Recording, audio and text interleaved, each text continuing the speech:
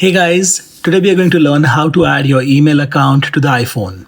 I will add a new Gmail account to my mail app on the iPhone and show it to you live. But do note that you can install third-party email apps like Gmail itself, like I have down here, or some other third-party apps to configure your email. But the easiest and the simplest way is to use the mail app which comes by default on the iPhone.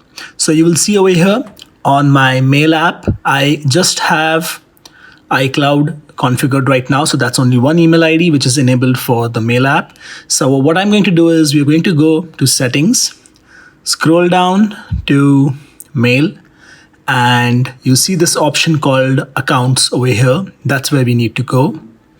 Now you'll see I have 3 email accounts over here, but only the first one, iCloud, is enabled for iCloud Mail, and the rest 2 are only being used for contacts and calendar. So I'll click add accounts, and now I can choose any kind of account which I want to add here. Today I'm going to show you how to add a Google account, but you could practically have any email ID which supports IMAP or POP3, and that should work over here. So I'm going to click Google, and this will take me to google.com and make me sign into my email account and activate it for the iPhone. So I'm going to quickly do that. Here is the top secret password. Okay, now often Gmail will throw a little googly at you because they don't recognize this device. That's what's happening over here. It's fairly simple to bypass that as well. I'll click confirm your recovery email.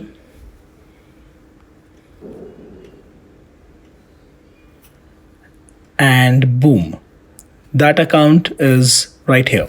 Now, iPhone allows me to do multiple things with this email account. I could enable it for mail, which I want. I could enable contacts sync to this account. I could enable calendars, and I could also enable notes. Notes works only with few providers. It definitely works with Google Gmail accounts. So I'm going to disable everything and click save for mail. And this will now start getting push notification for my emails on this account. Now the thing is, if I want to call this something else and not Gmail, I can click over here and I can click account. And in the description, I can change this to new email and click done. So now it is basically, I now have a label for what this account is called. If I go back to my mail account, in my mail app, you would see that now new mail, the description which I have given, new email, that shows up as well. And it's syncing up my emails over here. So that's how easy it is to add a new email account to your iPhone.